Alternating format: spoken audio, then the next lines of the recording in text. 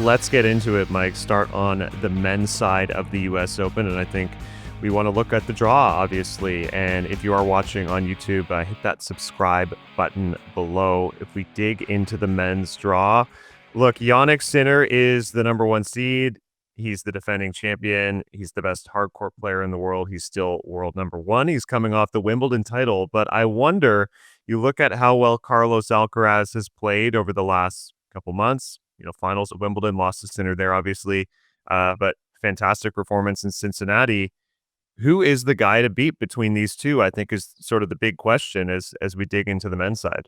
Yeah, well, first of all, these are the two guys to beat, and has it ever been, in the post-Big Three era more clear than it is now that these are the two guys that want to do it all, and they have been doing it all, and if one of them wins the U.S. Open, Ben, as you know, that will mark 2 straight calendar seasons with only Sinner and Alcaraz winning the slams, which is just, to me, so incredible that these two young talents have been able to come in and firmly establish themselves. I mean, geez, guys, we thought we were going to enter an era of openness and trading of slams back to, what it was like when I was growing up sort of in the late 80s and early 90s where, yeah, Pete Sampras had more than most, but it was, aside from him, there were quite a few guys winning the majors, and we're not seeing that now. So super frustrating for anyone not named Sinner and Alcaraz who probably were waiting for their moment and are having to wait a little bit longer.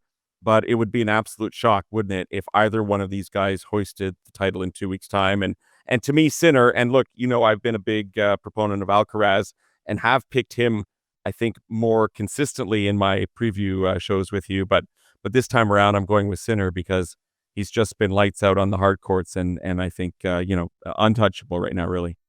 Yeah, well, that's certainly fair. And if we kind of look at the first quarter of this draw where he is number one and you're trying to look at potential challenges, hiccups, who could really give him trouble, Alexei Popper, and we saw play some great tennis in Canada. He actually beat Novak Djokovic at the U.S. Open this time last year. Now, Novak, I think, was kind of on fumes after winning that gold medal in Paris. Popper plays really well, but I feel like Sinner will navigate his way through. What other names, if any names, you see that could, kind of pose a problem for Sinner in the first 3-4 matches? Yeah, and as I'm looking at that here, I also want to just clarify my comments about Sinner being lights out on the. I realize Alcaraz did, win the title in Cincinnati, but Of course. I don't think we can. And this is no disrespect to Carlos; he did what he had to do, but I don't count that as a valid, as valid evidence that that Alcaraz has the upper hand here because of the fact that Sinner wasn't able to complete the match. But as I'm looking at the draw in that section, I mean, oh, look, there's Marin Cilic, former U.S. Open champion, who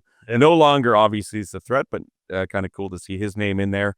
Tommy Paul, to me, hasn't been consistent enough. Lorenzo Musetti, neither. Draper hasn't played very much, really, in the last little while. So, to me, Sinner's got a pretty clear path going to that semifinal. I don't see anybody even coming close to testing him.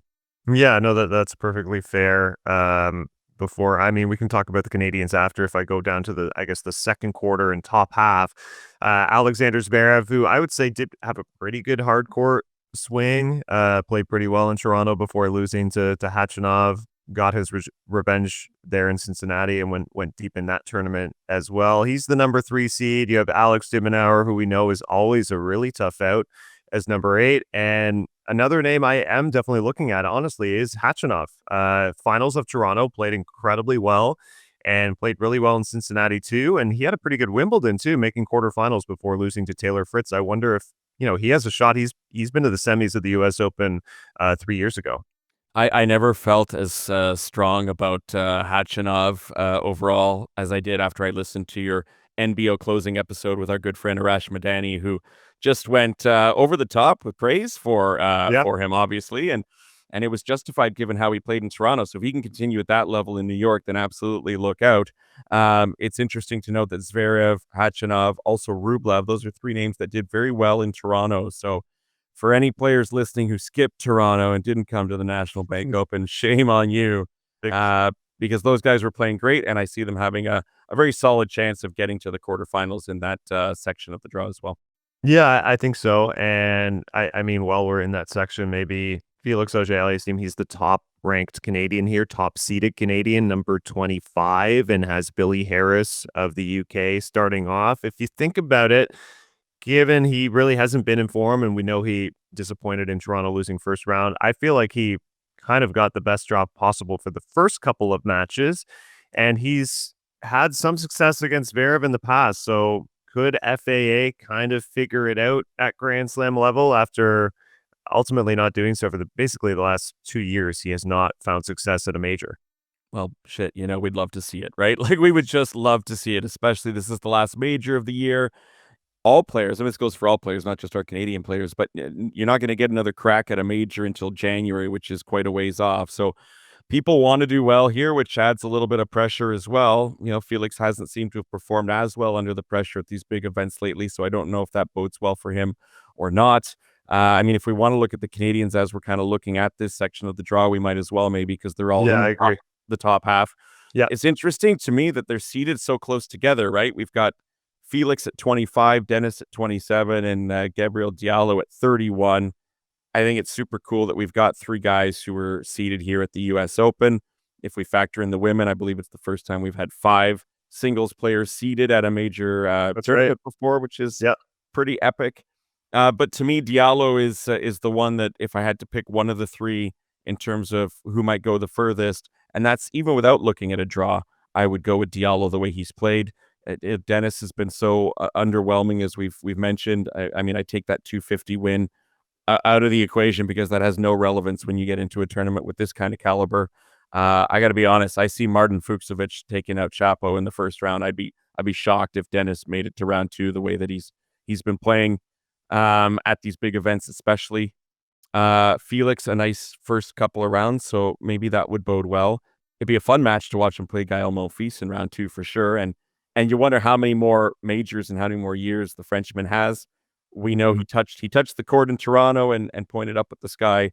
Monfils did to signal that was the last time he'd be playing in Toronto, anyways. And for Diallo, look, I really do like his draw because the first seed he might face, sure, it's number 5, Jack Draper in the third round. But again, Draper hasn't played a ton lately. I like Diallo's chances to at least make that match, very competitive, I think.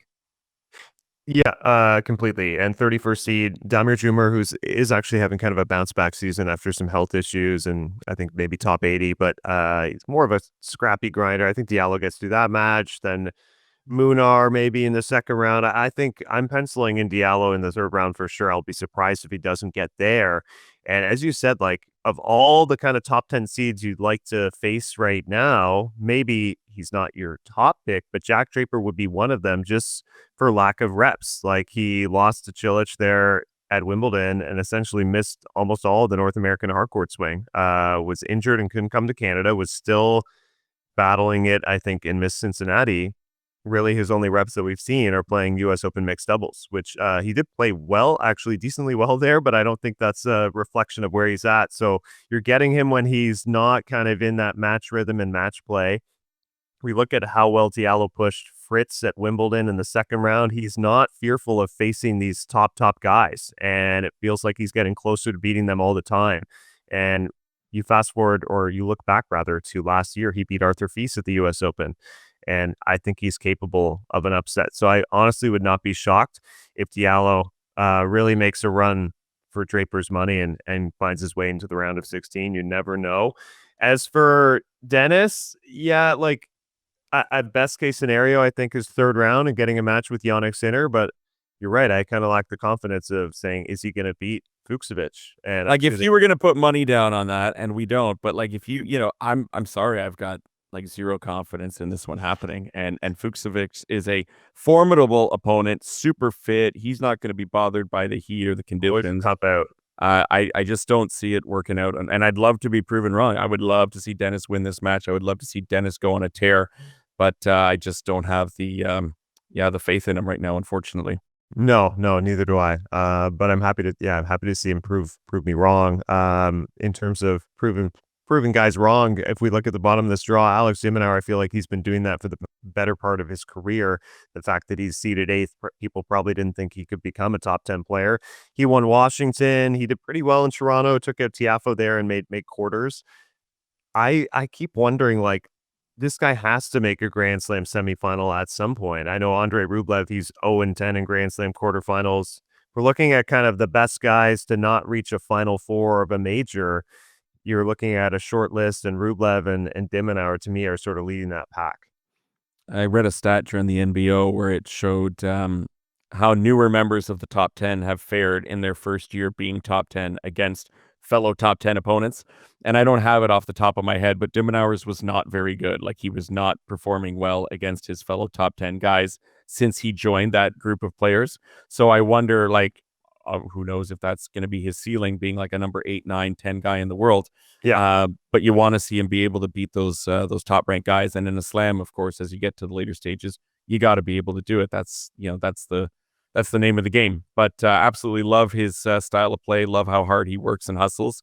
And I think New York is a place where a guy like him can certainly thrive with that crowd who would undeniably get behind him, because New York loves a hard worker, and Definitely. New Yorkers love a hard worker, and he would be, I think, number one on most people's lists in terms of just overall effort and hustle out there on court.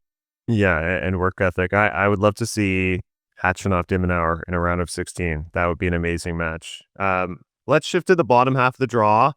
Number 7 is next to his name, and we haven't had any lead up events whatsoever for Novak Djokovic. I think you and we spoke about it. I was like, there's no chance he's coming to Canada. And I think that's the unfortunate reality. If you're a huge Djokovic fan, or you want to kind of say goodbye to one of these, the last of the big 3 members in Canada, I don't think he's going to ever play our event again. Hasn't played it since 2018, but I was a little surprised that he didn't opt to play Cincinnati or something smaller like Winston-Salem, just to have one tournament before the final Grand Slam of the season. Yeah, how do you explain that, honestly? Like, we knew he wasn't coming to Canada. He hasn't been here, like you said, in 7 years. That's never happening again. I mean, Canadian Djokovic fans maybe should, like, start to round up their money and start a pool or a collection that they can try and entice him with a nice appearance fee or Uh, something, because otherwise there's no way he's coming here.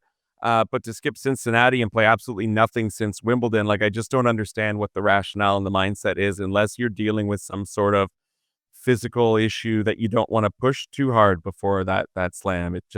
It boggles my mind that you wouldn't want, I don't care who you are, that you wouldn't want a little bit of preparation before stepping on the court. And it truthfully really removes him for me in terms of a true not, yeah, like a really? top contender, Okay. because of how little he's played. Like, if you want to challenge Sinner or Alcaraz, you got to get some reps in here on the hard courts. And you look at his path to the early rounds. Even he's going up against a guy that you got to interview here in Toronto, Mm. Lerner Tien, and that's not an easy starting match either.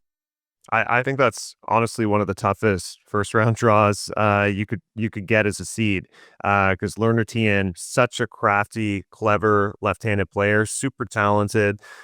To me, his breakthrough was beating Daniil Medvedev at the Australian Open at front end of the year. I know Medvedev has since really declined, but Tien is like a sharp, smart competitor. And Novak, to me, especially at his age now, he's someone who wants to kind of work his way into his tournament and find his form. And the alarm bells surely are going off. Like, I have to be locked in completely on day one of this tournament because I have such a tough first round. And to me, he has a really challenging draw. Like, I think he'll probably find his way through Tien, maybe a tough 4 sets, something like that. But even you look beyond that, I mean, Sebastian Corda, he's kind of struggled this year, but he's talented. Same with Cam Norrie. Alex Mickelson, who beat Tien 3-3 actually in Toronto, he's really tough. Very, very impressive player from the back of the court, has a lot of power, is dynamic. Francis Tiafoe, we always know, plays incredible at the U.S. Open. It's his best tournament of the year. And Holger Rune, who's been a little up and down, I mean, he's still the 11th seed. I think this is a really tough section of the draw to land in, to be honest. It is, for sure, and the bottom half seems to have a lot of the big American names in it too, right? You've got Mm, Taylor Fritz there, you've got Ben Shelton, you've got some upcoming, well, you got Tiafoe as well, obviously, in terms of veterans, and then Mickelson, who you mentioned earlier, in terms of a younger generation with Tien. A lot of American talent on the men's side. The women have had so much American talent even in recent years since Serena's left, but the men seem to be sort of slowly rising and picking up steam south of the border. So if you're an American tennis fan, lots of great options to watch there. Um, Brandon Nakashima, also, who I yep. spoke with at the National Bank Open for us on Match Point Canada. He's also in there. So the Americans all seem to be quite bottom heavy in the draw. A couple of names. I mean, if we even move a little bit further down now, a couple of names. You tell me who you think might have a better open between Casper Ruud and Daniil Medvedev, because both to me seem like they are due for a decent result, and I don't think either has really had it going for them on the hard court so far this summer. No, not at all. I'm going to back Casper a little bit more. That's how low I am right now on Daniil Medvedev. It's really rough for him these days, and I look at Ruud's path here. Sebastian Offner, I think he gets through that match. Laszlo Djere, he can be tough, but I think he's been dealing with some injuries, and then if he might get Yuri Lehechka or Chorich, someone like that in the third round. There's definitely a path for him, I think, to maybe make the round of 16. But yeah, it's not been a great latter half of the season for Casper Ruud. Daniil Medvedev, though, it feels like he can't beat anybody right now. It's almost painful to watch. And I just felt like even watching him in Toronto, and he had a really tough match against Popperin, who's obviously, that was a bad draw, but I get the sense that he looks like he doesn't want to be there. He looks like lost, out of sorts. He doesn't seem like he's enjoying the game. Maybe he kind of has a resting grumpy face anyway, but when he was playing so great in 2023 or even back kind of 21, 22, he had this kind of confidence and poise about him that he could fight his way through tough matches and dominate with his foot speed and his counterpunching skills. And he's lost something on his serve. He just doesn't seem to have that extra juice that made him such a threat to kind of beat anybody below him and challenge anyone above him. Yeah, it's funny because he was so solid for so long, and, when I watched him in Toronto, even just practicing, initially in his practice session, he was smiling and looking pretty happy, and I'm like, "Oh, this bodes well," and then Mm. by the end of the practice session, he was absolutely obliterating his racket, and this is before he even played a match in the tournament, so I'm like, Oh boy. "Okay, maybe I, spoke too soon there." But you got to expect that he can still get his mojo back. I mean, how old is Medvedev? What is he, 28? So Late yeah, I late think he's 20s? 28 now, 27, 28. Yeah. So it's not like all of a sudden he's over the hill, right? He's still certainly young enough that he should have prime years ahead of him, but I don't see him making much noise here. And in fact, he's in the same section as one of my dark horse picks, Alejandro Davidovich Fokina, Mm. who has played terrific. When the elements or injuries haven't seemed to have been bothering him this summer. Been playing very consistently, very dangerous player who I don't think anyone's going to want to face. And I've kind of circled a round 4 match between him and Alcaraz, which would be a terrific one to watch. Yeah. Um, and then, of course, we got Ben Shelton in the bottom half of the draw. Major threat. We saw what he could do here in Canada. We've been really blessed in Toronto over the years, I feel like, with the men's draw in particular, where we have like these coming out kind of parties, of players who really seem like they want to announce that they're ready for not just flirting with the top 10, but they want to get to the top. And we had that with Sinner 2 years ago when he won the biggest title of his career. Now we get it with Shelton as well, and it'll be interesting to see if he just uses that to continue to sort of progress to bigger things here. Yeah, look, if I'm circling one name outside of the big two that we're talking about with Carlitos and Jannik Sinner that could break through here, for me, it's Ben Shelton. And normally I would be saying it's Novak Djokovic as third, but the fact that I haven't seen the reps on the hard courts and the fact that I think he's in a really tough quarter, uh, Ben Shelton as well. I feel like obviously Novak does this too, but he really elevates his play in the Grand Slam best of five. He's even harder to beat in a best of five format with that huge serve. I mean, he was in Toronto, he was ripping forehands like Rafa. Like the way he was dictating from the back of the court with that lefty forehand, being able to pull the trigger down the line whenever he wanted.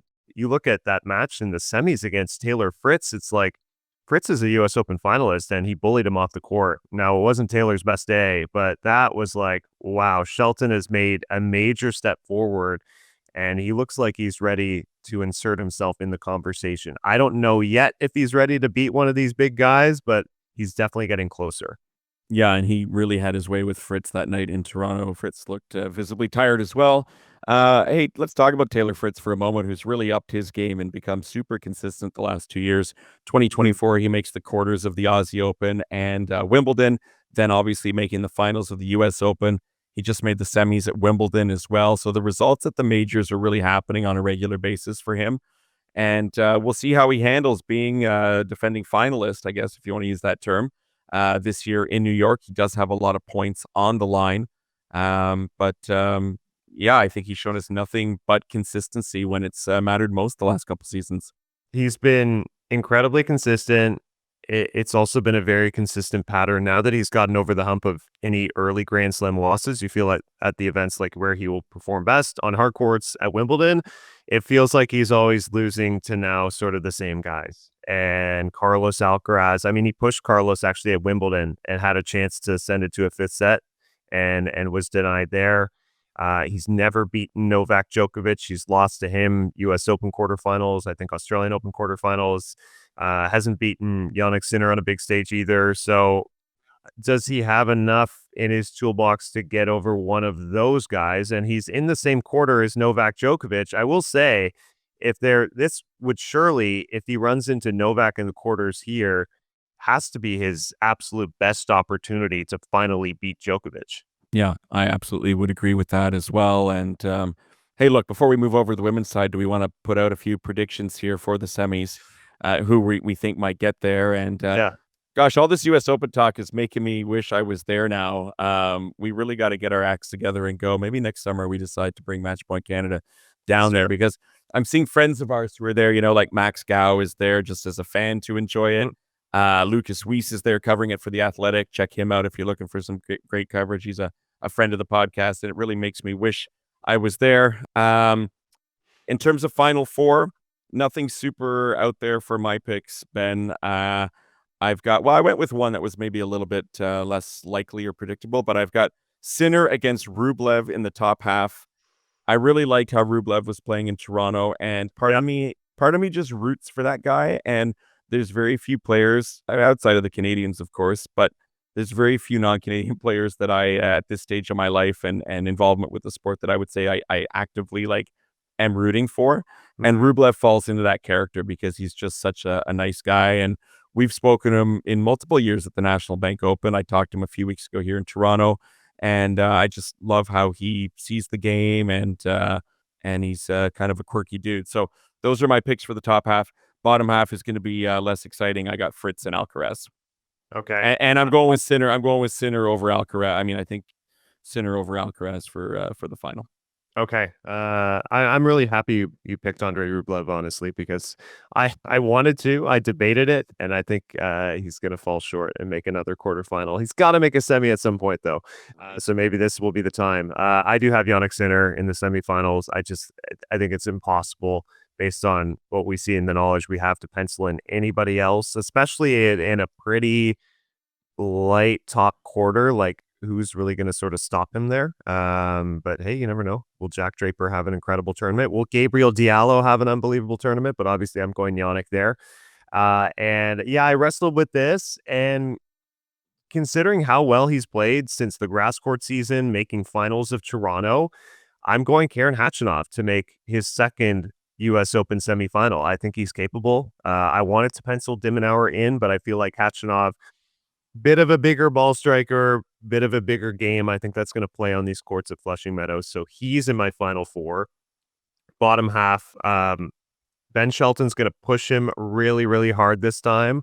I'm saying Alcaraz beats Shelton in 5 sets this time to make the semifinals, and Ben is just getting a little bit closer.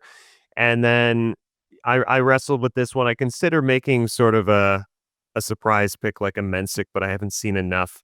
And I'm going really safe and actually going Novak Djokovic to find his way into the semifinals yet again.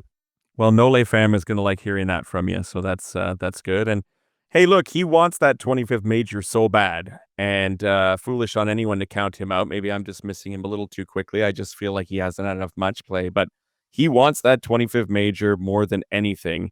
And so maybe the motivation, similar to the Olympics last year where he wanted that so badly, maybe that pushes him a little bit further than we're expecting. Should I didn't give my super boring pick of Jannik Sinner, which is to win the U.S. Open, by the way. Yeah. I'm going with Sinner as well. Yeah. Although, my 9-year-old told me yesterday, Dad, I think I could beat Sinner. So, maybe he's the one that's that could do it. Was that when he was very ill on the court? Maybe. Yeah. Yeah. I just looked at my boy and I'm like, well, good for you for having that self-belief, Exactly.